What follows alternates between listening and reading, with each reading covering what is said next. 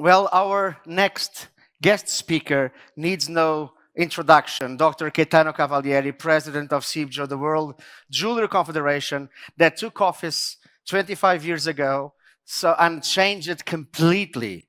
The paradigm of what CIBJO is all about. Ladies and gentlemen, a big warm applause for Dr. Gaetano Cavalieri, please. The stage is yours. Thank you, Gaetano.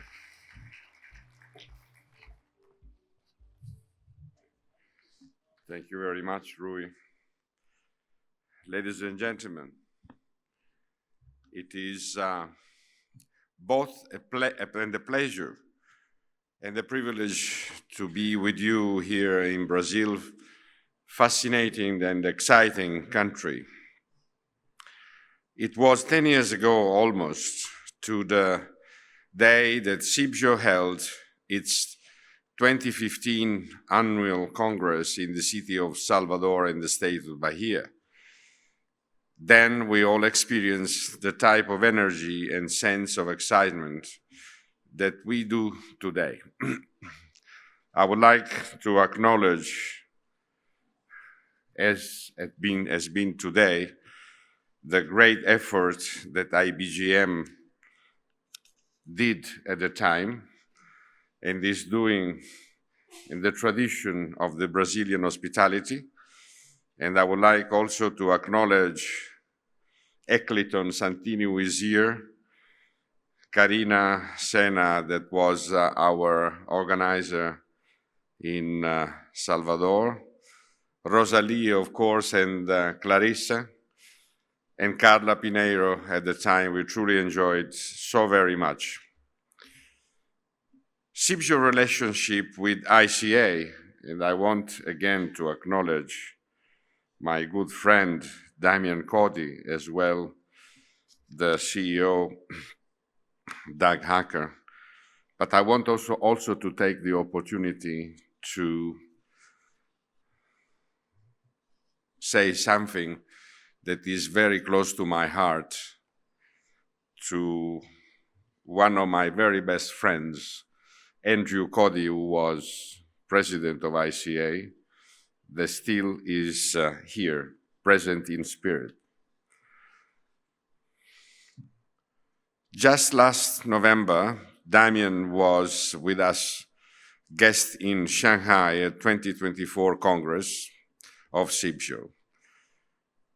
There, he introduced our delegate to ICA's GEMS Keep Giving charity and gave example of its work, such as delivering clean water to the Savarite mining community in Kamtonga, Kenya. These types of projects will feature strong in my address today. The title of my presentation is The Evolution of Responsible Sourcing Practices in the Jewelry Industry. And in it, I plan to paint a broad canvas, which in many respects reflects the year that I have been president of CIBJO. As will become apparent, my area of perspective is the entire length and breadth of the greater jewelry industry, in which all the components part are interconnected, both being influenced and having an influence on each other. It will relate, of course, to color stones, but also diamonds, pearls, corals, precious metal, and finished jewelry.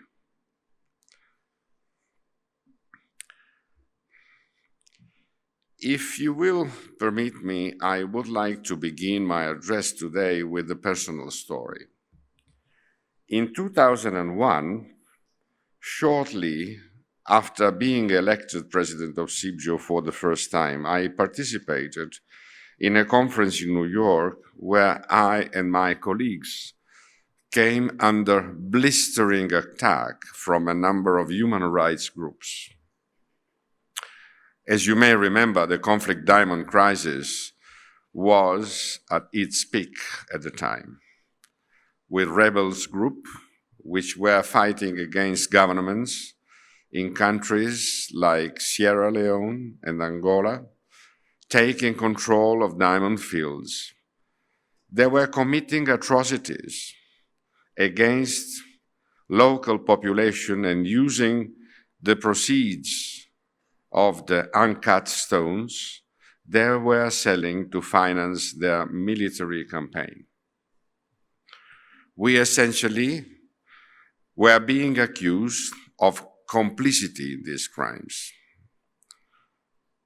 What my critics were not aware of, or possibly they choose to ignore, is that the forum known as the Kimberley process had already been established 1 year earlier, and for months representatives of governments, civil society, and the diamond and jewelry industry had been holding discussion about an international certification system, which, if successful, could end the trade in conflict diamonds. As we are now aware, the system known as Kimberley Process Certification Scheme was launched in 2003, and in just several years saw the incidence of conflict diamonds in the pipeline fall from more than 4% to less than 0.2%. It is believed that this drying up of funds for rebels group contributes significantly to the ending of civil wars in a number of African countries. But that experience of being attacked by civil society in New York in 2001 convinced me that our industry needs a voice in the very forum where human rights, ethical business principles, and sustainable development were being discussed. The correct address for that was the United Nations Economic and Social Council, or ECOSOC, which 1 year earlier had assumed the task of pursuing the Millennium Development Goals, which had been declared in 2000 by the UN Secretary General Kofi Annan. So just several months later, and again in July 2002, I traveled to New York and knocked at the door of the UN Department of Economic and Social Affairs, or DESA. My goal was that CIBJO, as the most representative body in the world jewelry industry, would come to be recognized as an NGO within ECOSOC, just like other NGOs that accused me of complicity in the conflict diamond crisis.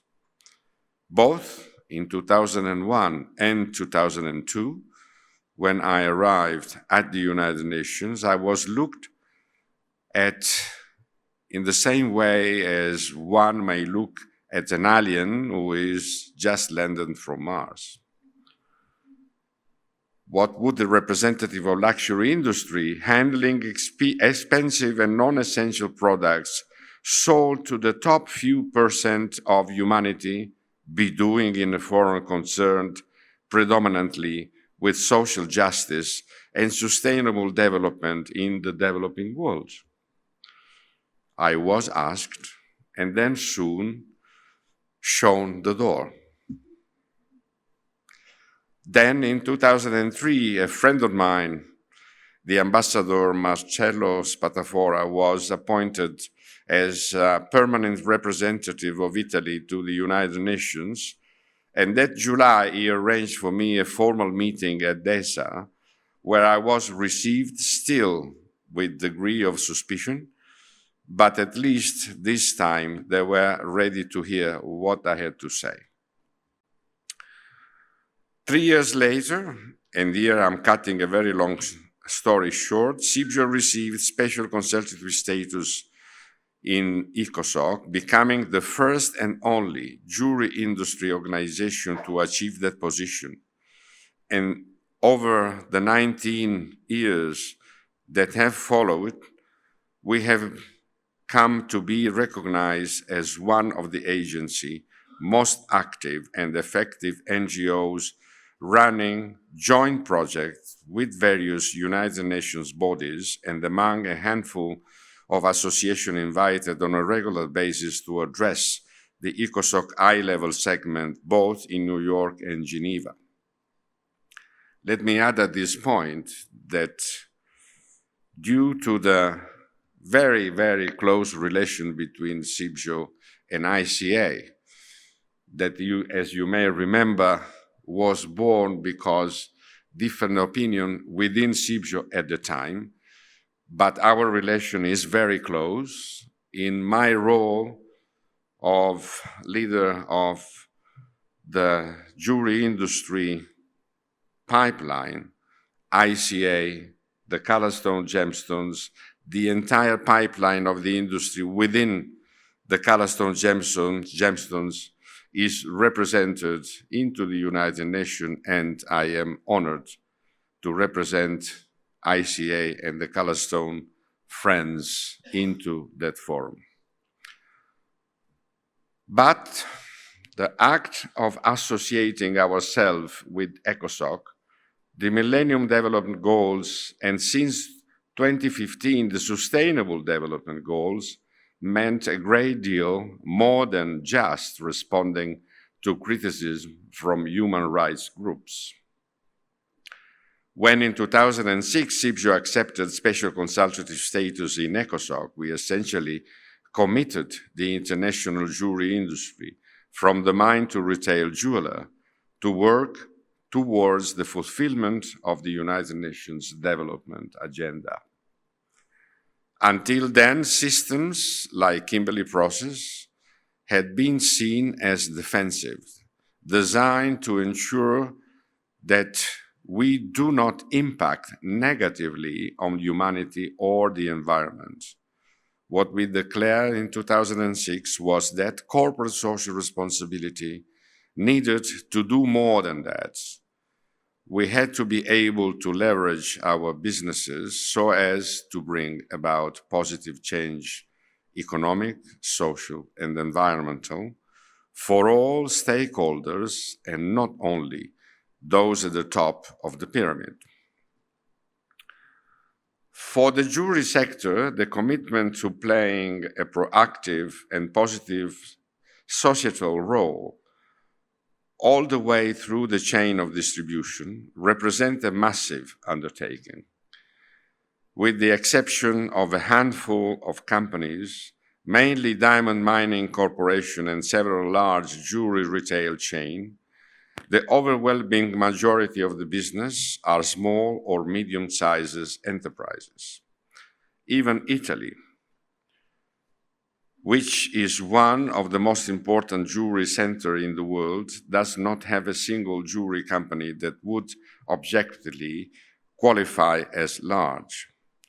International corporations, certainly not in terms of employees. However, while very few companies have a middle geographic reach, particularly vertically through the chain of distribution, we are among the most international of businesses. Practically, very single item of jewelry that is produced comprise a variety of components, metal and gems, each of which is likely to have been mined in one place and processed and treated in others. What this means in real terms is even relatively simple.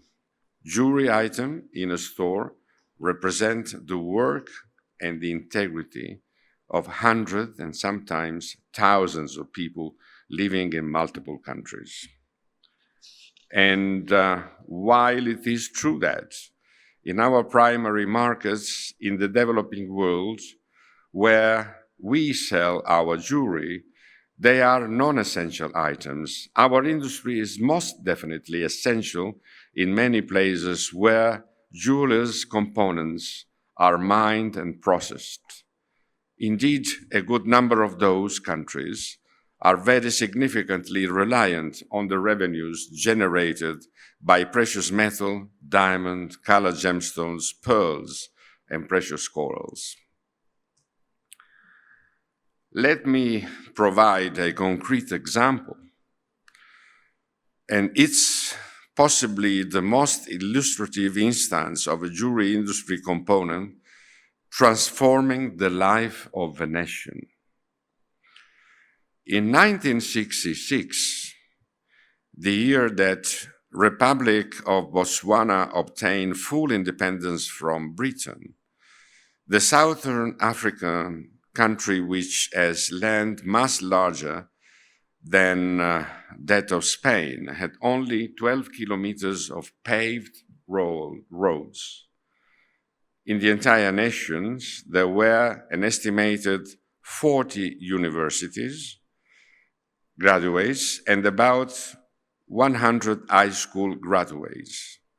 There was only one doctor every 47,652 people. But the same year Botswana became independent, a De Beers prospecting team discovered the first diamond-rich kimberlite pipe in the country, and 1 year later, massive diamond deposits were discovered at Orapa, which would be developed into a major mine, and that would be followed by a discovery of Little Cane, and then Juaneng, sorry for my pronunciation, but unfortunately my voice is not as usual, being traveling over here from Shanghai and got a gold under top air conditioning, so I apologize, which was into the world's richest diamond mine by value to this very day. In fewer than 6 decades, Botswana was transformed into an upper middle income country with a GDP per capita of more than $18,300, the 6th highest in Africa. It ranks at the top of the Human Development Index in sub-Saharan Africa and the lowest corruption ranking in the continent. Botswana today has a road network of about 32,000 kilometers, of which 20,000 kilometers are paved, including 134 kilometers of highways. Adult literacy is close to 90%, among the highest rates in Africa, and some 87% of school-aged children are enrolled in an educational framework. The country is home to 7 institutions of higher learning, which the largest, the University of Botswana, has about 15,500 students.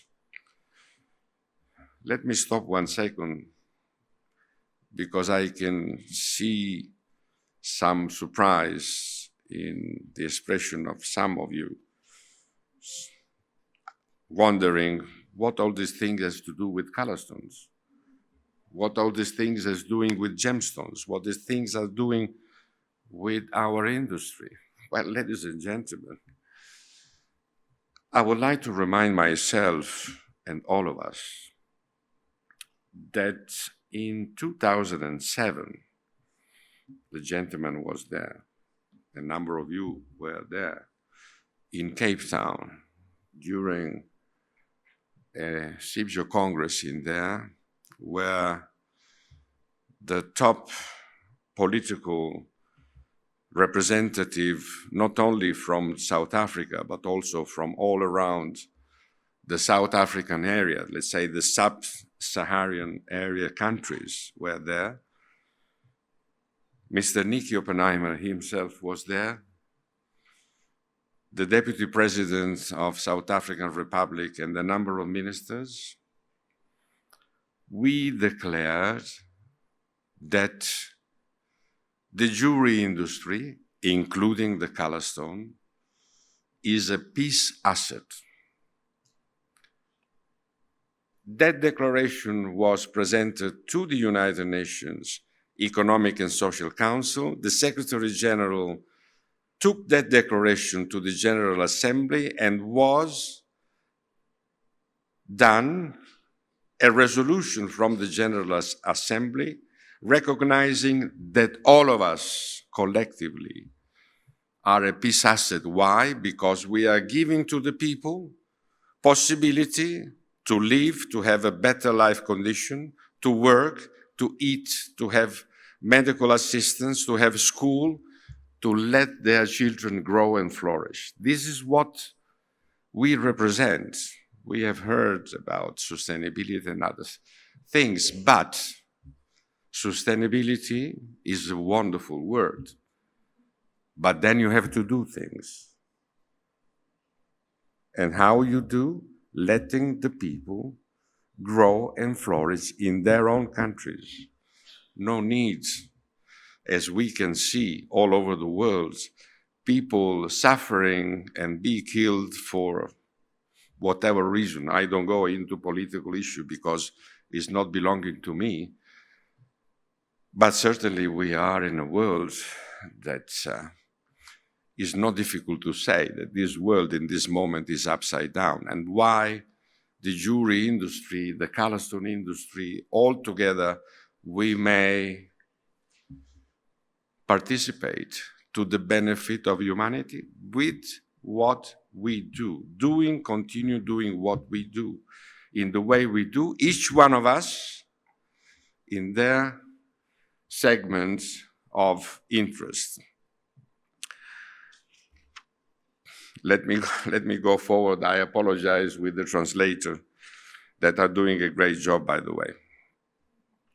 So the discovery of massive diamond resources just months after achieving independence, and then the partnership that developed between the Botswana government and De Beers were in many respects the most important factor that set the nations apart from most other countries in sub-Saharan Africa, turning into the poster child for diamond development. Today, while the diamond industry provides only 4% of direct employment, it accounts for about 30% of the country's GDP and 85% of export income. The government of Botswana is today the second largest shareholders in De Beers, after Anglo-American Corporation, and in 2013, De Beers' entire sales headquarters, which for more than a century had been located in London, moved to Botswana, in the capital city of Gaborone. That move had been ordained through a 2011 agreement, which also provides for an independent sale outlet in Botswana. To manage the sale of this supply and parastatal, Okavango Diamond Company, or ODC, was set up in Gaborone in 2012. ODC kicked off operation with a 12% allocation from Botswana production and start receiving 50% in 2016, and in 2020 its allocation was increased to 25%. This was increased further in July 2023 when De Beers and the Botswana government reached an agreement in principles or renewing their rough diamond sales agreement for another 10 years through 2033. As a part of the agreement, the share of Botswana supply sold to ODC would be increased immediately to 30% of run of mine production, and that share would grow progressively to 50% by the final year of the contract. Botswana is almost certainly the prominent example of gemstone resources transforming the national heritage, but is hardly the only instance. In neighboring Namibia, whereas the Namibian mining sectors is total accounts of 10%, of the country's gross national product, diamonds by themselves make up between 7 and 8%. Considering the tax levies, royalties, and dividends that the Namibian government derives from its diamond resources, for every dollar generated from diamonds in the country, approximately 80% ends up in the state coffers. Diamond mining also plays a critical role in the economies of Angola, Sierra Leone, Democratic Republic of Congo, the Russian Autonomous Zone of Yakutia, and to a lesser degree in Zimbabwe and South Africa. It does not make a dent of GDP of a developed nation like Canada, which is currently the world's third largest diamond producing country by volume and value after Russia and Botswana. But it certainly does in Canada, Northwest Territories, the icy and largely undeveloped region where most of the mines are located, according to information published in 2023 by Government of Northwest Territories. Between 1996 and 2022, diamond mining created 33,613 person-years of employment, with 16,769 person-years going to indigenous people. Also during the same year period, indigenous business in the territory obtained more than 8 billion Canadian dollars in procurement contracts. Since 2015, indigenous governments have collected more than 48 million Canadian dollars through resources revenue sharing agreements. The percentage of employment of members indigenous communities on average represent approximately between 20% and 30% of the workforce. It is higher than in other sectors. In retail and tourism, for example, indigenous employment in the North and West Territories ranges between 5% and 15%. Before I go to the next slide, why all of this? Because this shows once more and again that regardless what kind of components we are talking about, and obviously I'm referring in this case to the colored gemstones. I mean, I can see my good friend Guillermo, and I may remember also the efforts he did and we all together did in his wonderful country. And I can never forget visiting the mines. The emerald mines was truly a pleasure to see how Colombia at the time was changing from one extreme situation to a positive extreme situation, which I hope now is going forward. And obviously, be ourselves, CIBJO, counterpart or partner of government, we are happy to support as well here in Brazil. I think this was, yeah.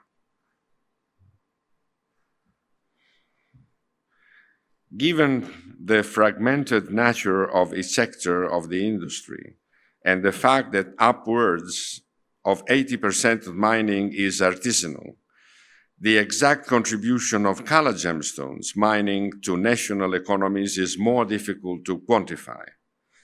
However, it is substantial as well. Zambia, where the emerald sector dominates, sees colored gemstones mining contributing about $80 million annually to GDP. Export statistics shows that emeralds accounts for a significant portion of the country's mineral export, with around $25 million in annual revenue. The industry provides employment for thousands, which estimates suggesting around 20,000 direct and indirect jobs in the mining and related sector. Mozambique, where rubies and garnet mining dominates, has of late been suffering from an insurgent conflict, which certainly has impacted on the colored gemstone sectors.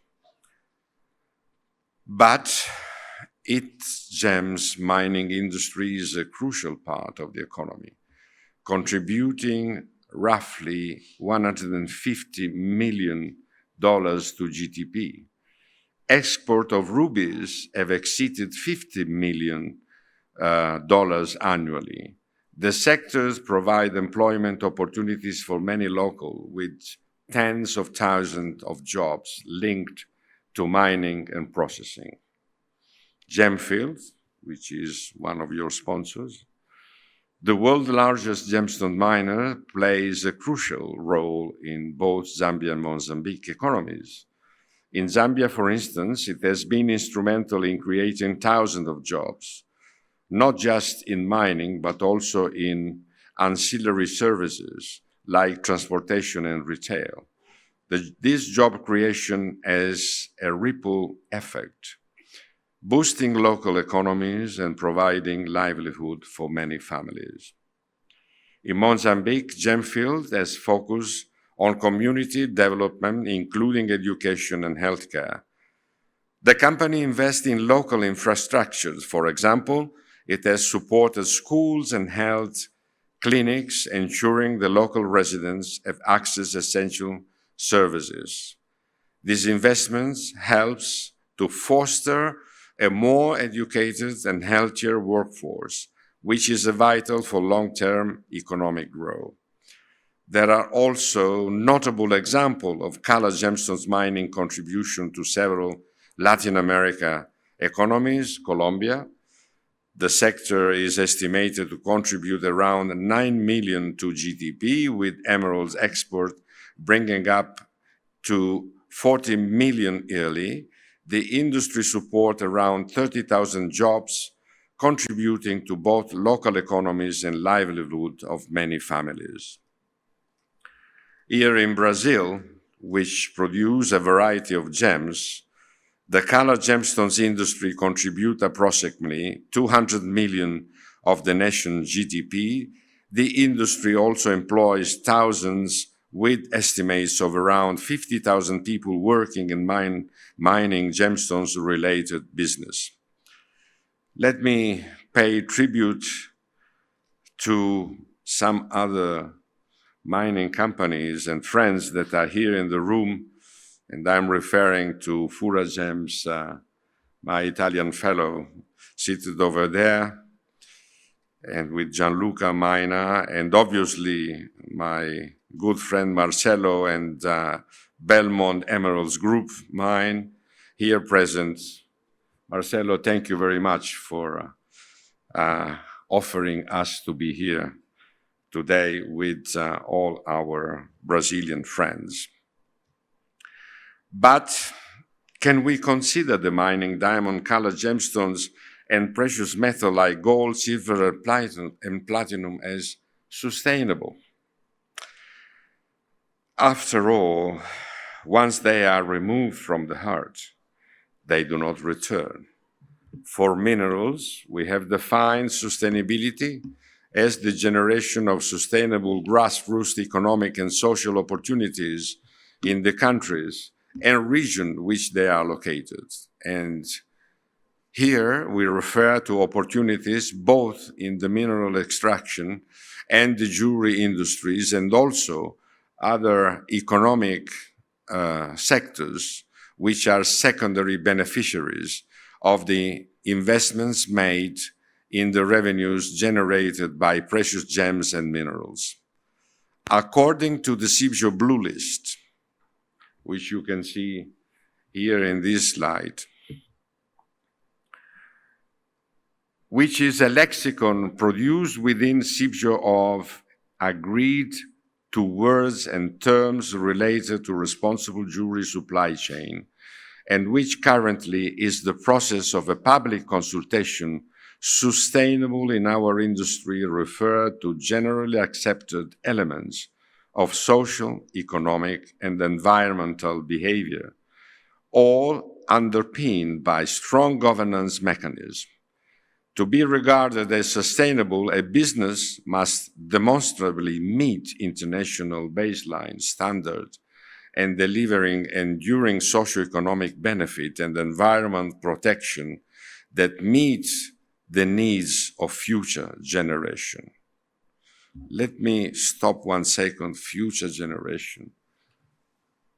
I can see here gems for generations. Gems for generation, future generations. The young generation that are following us, and I refer to me, I am the 7th generation out of 8. My son is the 8th generation. My family business was founded 1821. Despite our university degrees and professional activities, but still, this is an industry to love. This is an industry to love passionately. This is a passionate industry, and especially in the Colorstone, you all are doing a great job. I may remember, and this is something that I want to say just as part of my personal attraction to Colorstone, that years ago I took from a very close friend of mine in Bangkok a wonderful blue sapphire, 8-carat 18 emerald cut. Fantastic.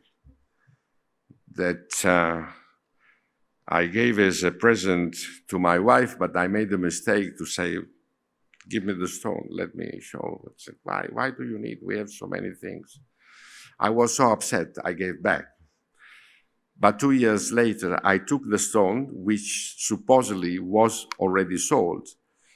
And I said, now you mount, you bring it to me at the next Congress, I will give to my wife as 33rd wedding anniversary. This year we are going to celebrate 51 anniversary. She's very patient, by the way. She's very patient. Sarah knows, Sarah Yud, CEO of JVC, knows very well how patient is my wife. By the way, well, I lost where we were. Yes, I found it. So the public consultation of the blue list, and I invite all of you to participate if you wish, will last through the early part of September so that the approved version can be presented at 2025 CIBJO Congress, which will take place in Paris between October 27 and 29. I would be delighted if each one of you participate in the review, which can do by registering via the CIBJO website. And needless to say, that you are all invited to attend the Congress in Paris, but let me also add, you are warmly invited by the President of CIBJO himself to be present at the 100-year CIBJO celebration in Vicenza, September 2026. I will ask the list of all the people, and I will check if each one of you is there. Those that will be not there, I will send Sicilian ambassadors at home. So we do need to draw a distinction between industrialized mining operation and small-scale and artisanal mining. Larger mining companies typically have massive social development programs and are subject to stringent environmental regulations, which are part and parcel of their modus operandi. The same is not true for artisanal mining, and which often is carried out by individuals or 2-3-person operation using the most basic equipment with health and safety often not being primary concerns. These are the miners whose security is most likely to be threatened, and who often do not properly understand the value of what they have extracted, meaning that they are frequently exploited by the traders who buy their goods.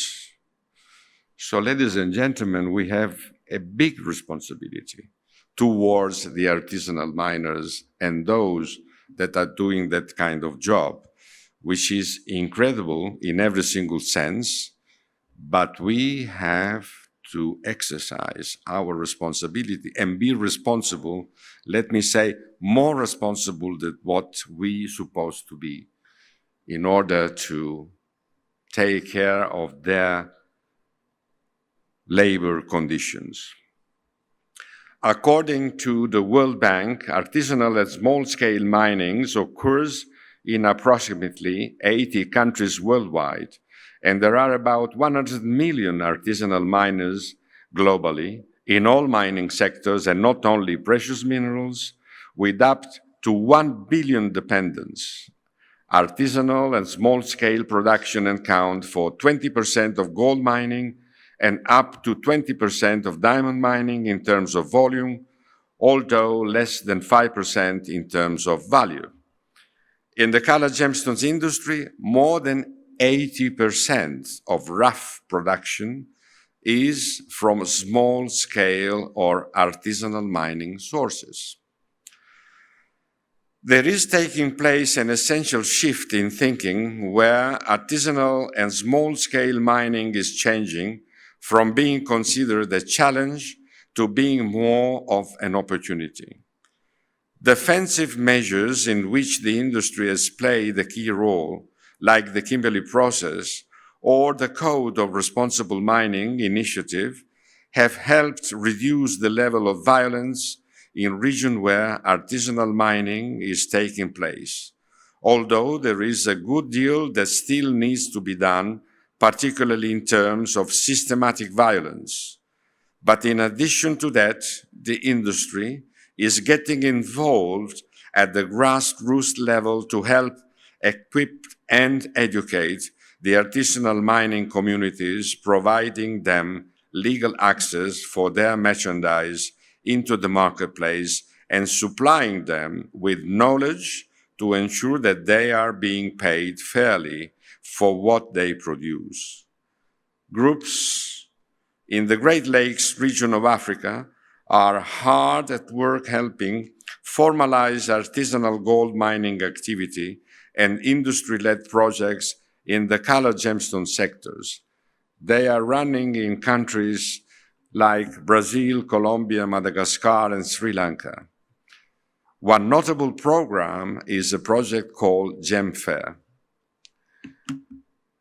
which is being carried out with artisanal diamond miners in Sierra Leone. Sponsored and created by De Beers, it involved providing dedicated hardware to artisanal miners, which include an electronic scale and tablet computer. This enabled the miners to wait and then record the diamonds they extract, as well as pinpoint the exact location of which all these take place. The miners can then get accurate information about the market value of the stones, and they are provided the opportunity to sell it to a recognized dealer, thereby qualifying for legitimate access of their merchandise into the chain of distribution. De Beers plans on expanding this program into other countries, and systems that have been developed could be applied conceivably into other gemstone sectors.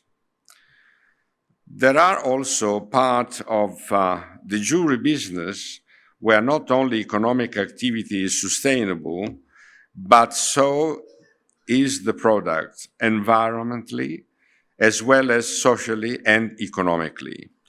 This most often involve biogenic material in a marine environment where sustainability is made possible through aquafarming, such as with cultured pearls or controlled harvesting, as with precious coral.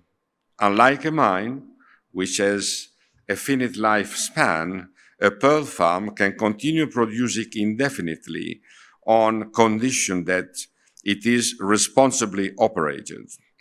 In other words, it is an asset that can be regenerated and sustained, and in turn act as a resource for sustainable economic and social opportunity.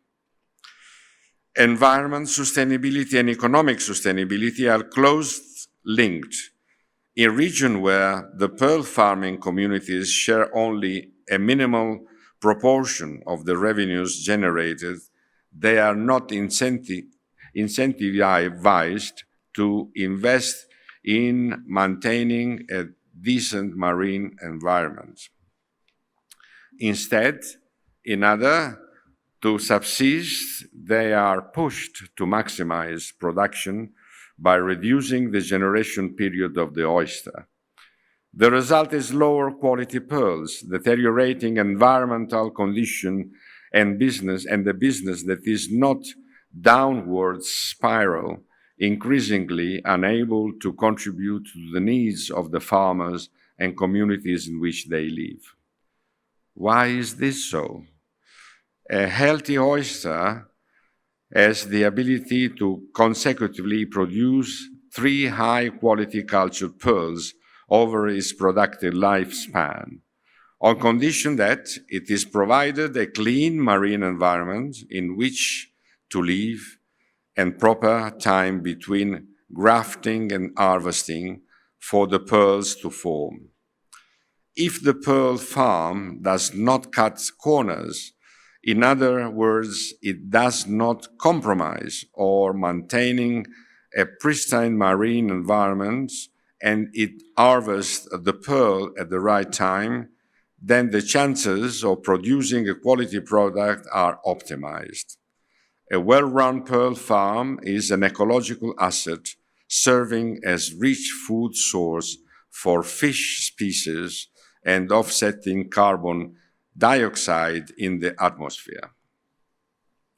Several years ago, I was involved in a consulting project in French Polynesia, which has, over the years, seen a very significant erosion in the average quality and value of Tahitian pearls coming to market. Our advice to the government at the time was to create a pearl growers cooperative which would provide a direct shares of profit to the indigenous pearl farmers living on the remote island and atolls in the South Pacific where pearls farming takes place.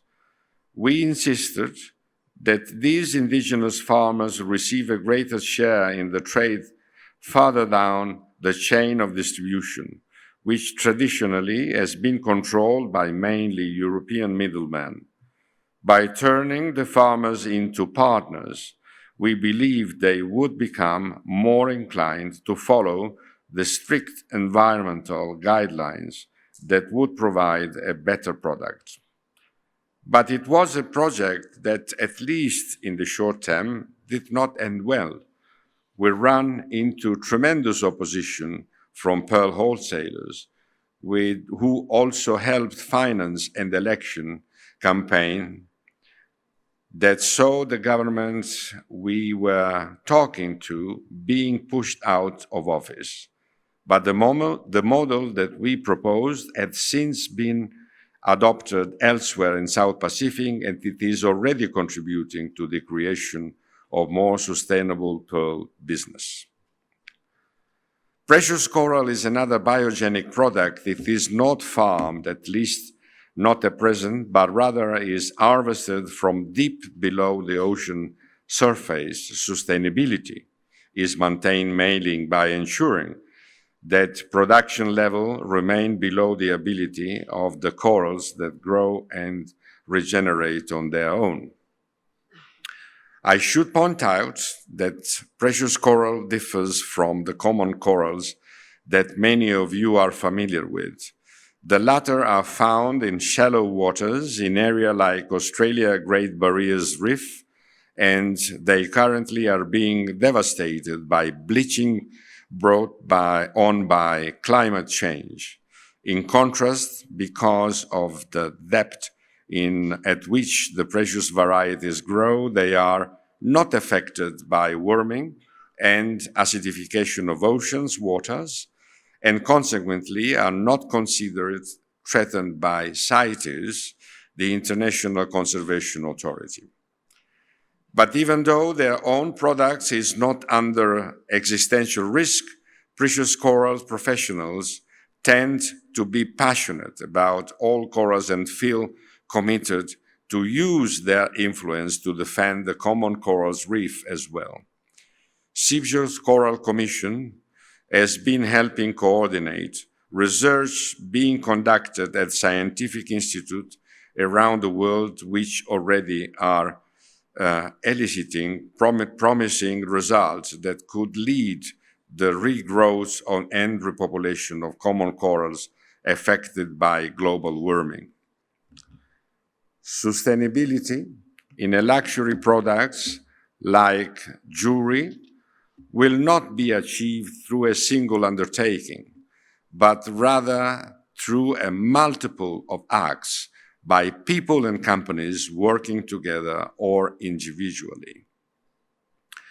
At the same time, there has, over the past several years, been a strong move toward the adoption of uniform standard of practices so as that to optimize conditions which sustainable activities can take place.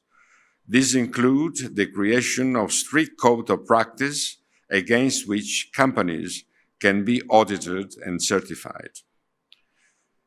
There have also been efforts to demand traceable chain of custody, some using new technologies like blockchain, but this in the jewelry sector is still very difficult. In principle, there are positive developments, but they are raised some very tough challenge for an industry that is made up predominantly by small and medium-sized enterprises. Small companies with limited human and financial resources often struggle to meet the demands of compliance organizations and many family-owned firms which are ethical and often have been in the business for generations, find themselves being pushed aside by clients simply because they are not certified as compliant. CIBJO has been working hard to provide solutions, and particularly in the more fragile sector in the jewelry business, like colored gemstones, where almost all firms qualify as SMEs, even the mining companies. For many years, the rules and standards were devised in CIBJO were mainly concerned with development language and technical benchmark to protect the physical integrity of the product. In other words, we looked at how one quantifies relatively quality and how we should identify and describe our products in a clinical and impartial way. But increasingly, over the past 20 years, we have also concentrated on the way in which we do business and how that impacts the societies in which economies in which we operate are part. We talk today about responsible sourcing, about sustainability, and about the jewelry industry role in the greater society. In 2019, the CIBJO Board of Directors approved the Responsible Sourcing Blue Book, developed over the course of the previous 2 years, and it was subject both internal and external review. It was a departure from the norm of CIBJO, which had originally developed its Blue Book system to provide sets of harmonized standard and nomenclature for product categories such as diamond, colored gemstones, pearl, precious metals, and precious coral. The responsible sourcing book differed in that it dealt with standards or practice that could be applied throughout the jewelry sector. It looked mainly at the people involved in the industry and the way they behave rather than the product itself. The Responsible Sourcing Blue Book is a guidance document and not a certifiable standard like Responsible Jewelry Council Code of Practices.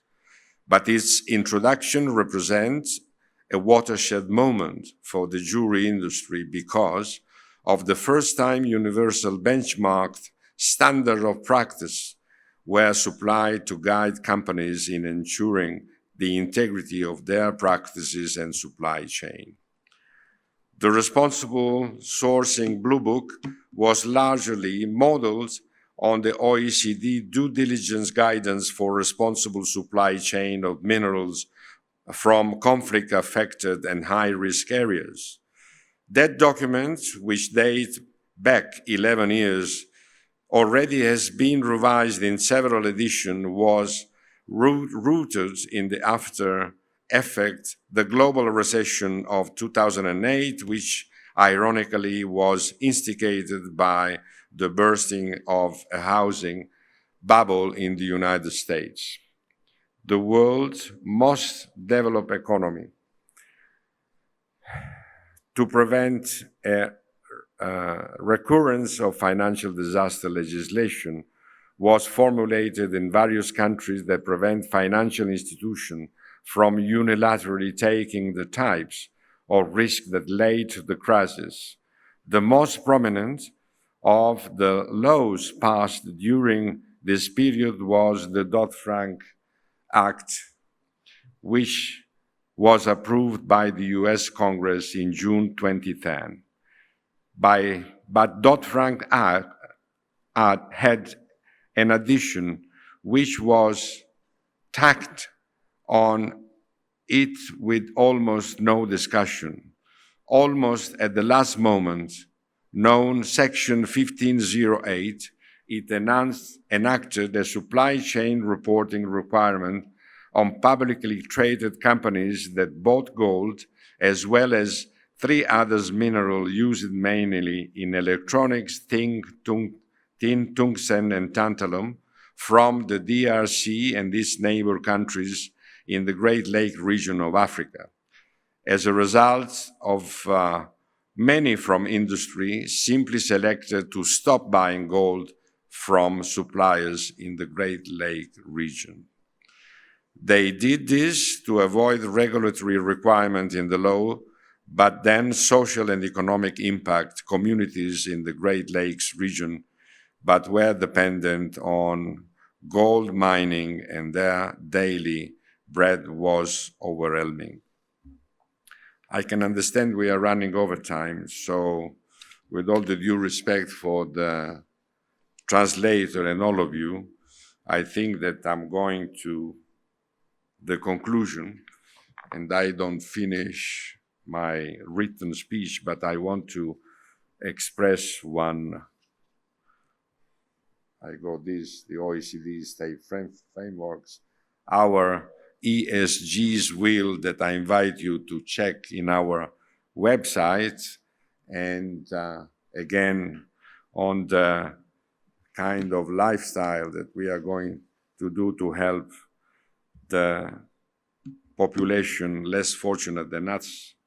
And then before I go to the last slide, which is thank you, I would like to express my deep satisfaction, and despite my long journey from China to Brazil via Europe and then back, from time to time, my wife would like to see me home, but only from time to time. Ladies and gentlemen, I am truly happy to be here. I am truly happy to be here with all of you. And I want to thank personally the President, Mr. Cody, and the CEO, Mr. Aka, for pushing me to come over here because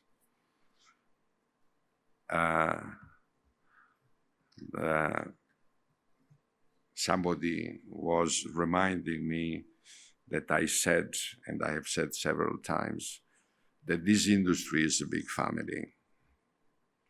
Sometimes we may agree, sometimes we may disagree, but we have no other choice than living together, especially in a world where only nearly 60 wars are going on around the world, only 60 wars. Nothing dramatic, only a few million people dying, and only a million of lives are gone. But we have to continue, we must continue to contribute to the well-being of the people working in this industry, and we must continue to contribute to the joy of the people that is buying our product. Thank you very much. Gaetano, please stay on stage.